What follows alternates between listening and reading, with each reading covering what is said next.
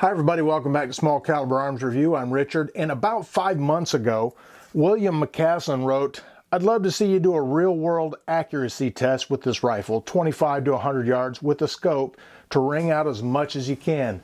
Well, since I'm always on top of things, we're going to take the CMR 30, we're going to mount a cheap scope on this thing, we're going to take it out of the range and see what it does. We'll sight it in at 50 yards and do some accuracy tests there, and then probably take a couple shots at the 100-yard target. The scope I'm going to put on here is the Centerpoint 3-9 by 32. Now this is a 22 caliber rimfire rifle scope.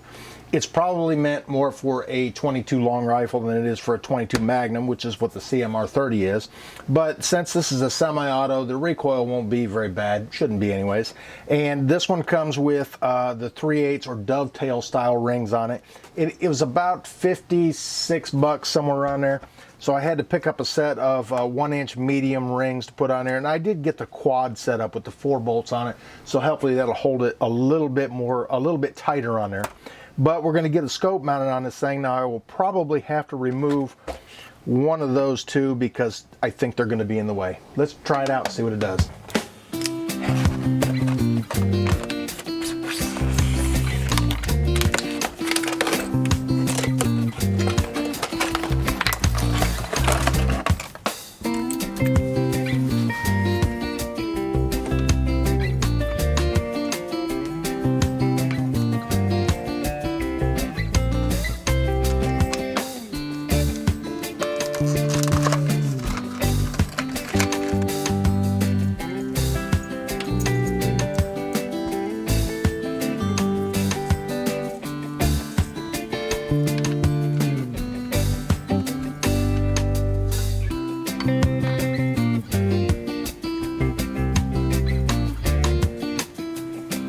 Okay, so I had to go get another set of rings because the mediums are too short for the scope to fit on there. Now it's a pretty small objective on this thing. It was a 32 millimeter objective, and the mediums should have been big enough. The problem is this has that illuminated reticle in it, so it makes the ocular piece a lot bigger in diameter. So even though the objective is small enough, the ocular's not. So I went and got some high rings, extra high rings, and we're gonna get these things put on there. All right, just give it a little snugging at first. Little adjusting, get it kind of level, looks pretty good. Now I'm not going for super accuracy in this thing. I just want to see if this gun is capable of making decent groups at 50 to 100 yards. So I'm just going to give it kind of a quick setup. I'm not going to bother putting the level on it. I'm not doing any precision shooting with this thing.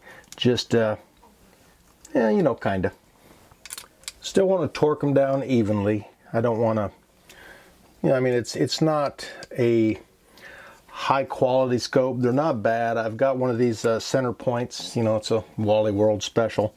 I've got one of these on another rifle, a 4-16, and it actually holds up pretty good, and it's a 5.56, so it holds up well under the recoil. Hopefully this one will also hold up well under the recoil, and I'll probably take it off of here after a while and put it on one of my 22s, maybe the Winchester Wildcat or something. But once you got everything snugged up a little bit, you want to check again, make sure I've got the stock on this pulled all the way out. It's where I like it at. I want to check my eye relief, and that's right about perfect. I don't see the black ring around there in the scope, so I think that'll work right there.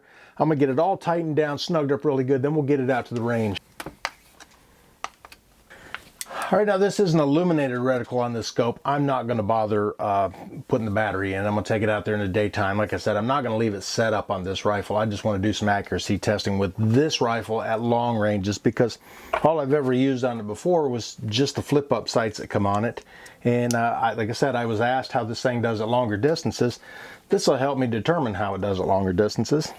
So I'm gonna get a couple of these. I got some Champion sight-in targets here. We're going to put some of these out at the 50 yard, probably the 100 yard, and we'll see how it does. And today I'm going to be shooting, I found these are CCI Maxi Mags. These are 22 Winchester Magnum rim fire.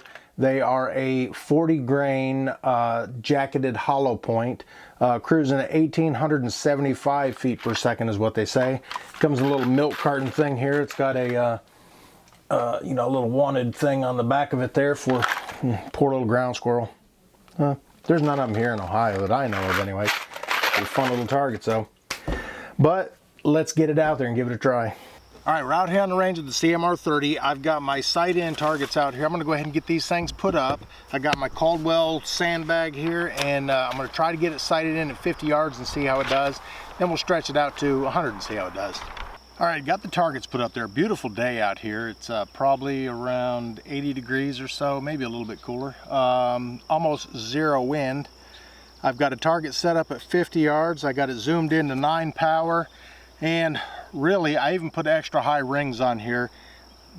To me, this gun's really not a good choice for a scope, just because I've got a pretty big head, and getting my head down there low enough to see through the scope is kind of tough, but we're going to give it a try anyways. Get it charged up. I got the magazine loaded with 30 rounds of the CCIs, and we'll give it a try.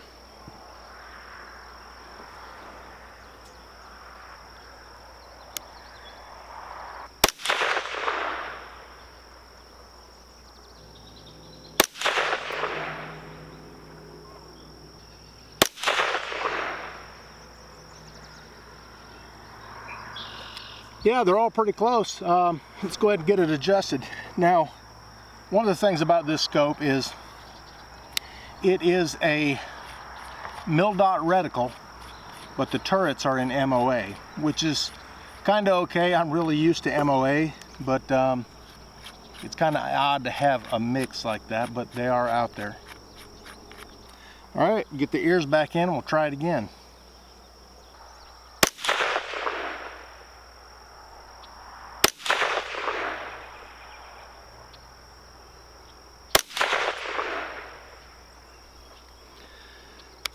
All right, let's go look at those 2 3-shot groups. The one was the sight in and the one is the trying it out, sort of.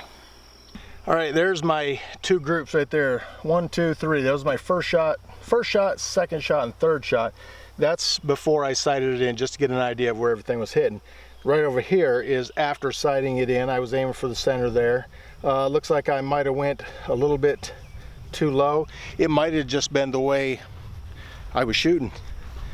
Let's go get the hydro sled out. We'll put that thing up there and see how it does. That'll help hold it a little more stable, I guess.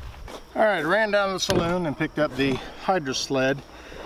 This may be a little iffy because this isn't really set up like your typical rifle, but hopefully we can get it to where it'll work right. I think that'll help. All right, we'll get the ears in, give this thing a try.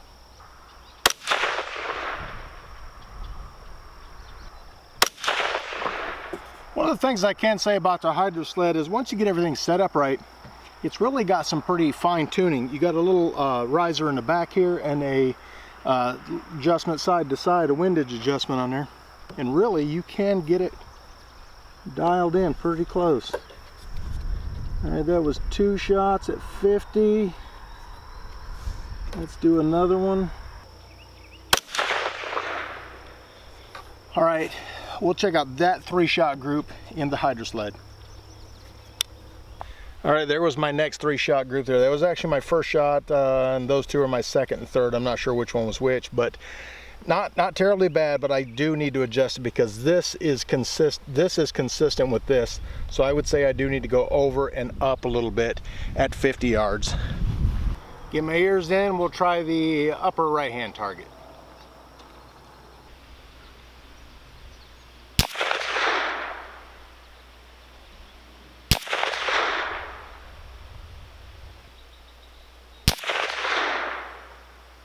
All right, that's not too terrible. I got 2 of them within 1/4 inch of each other. That one's a little high and to the left, but it's not terrible. It's not a precision rifle. Now my Ruger Precision Rimfire is a precision rifle, and I know I can hit a thumbtack at 100 yards. I've got the 100-yard target set up there. Let's go for a couple right in the center, see how it does.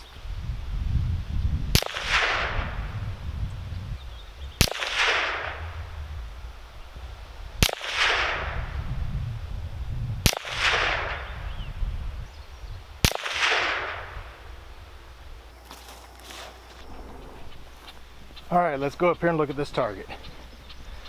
That was my 100-yard shot there, and I'm still shooting to the left.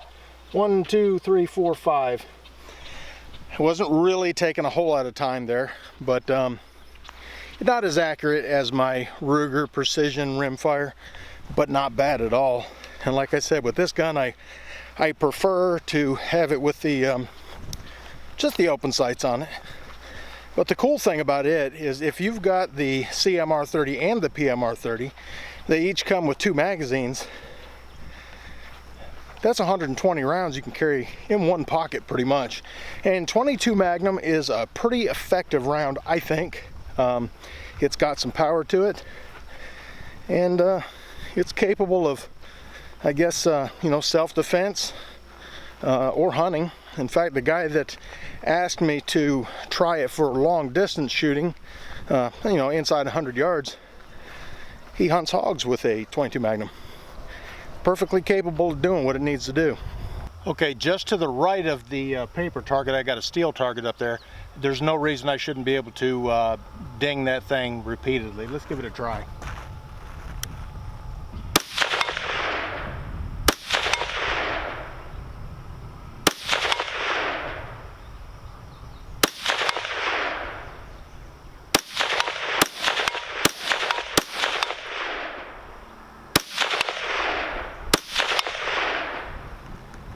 Yeah, I can hit it pretty easily at 100 yards with the scope on there.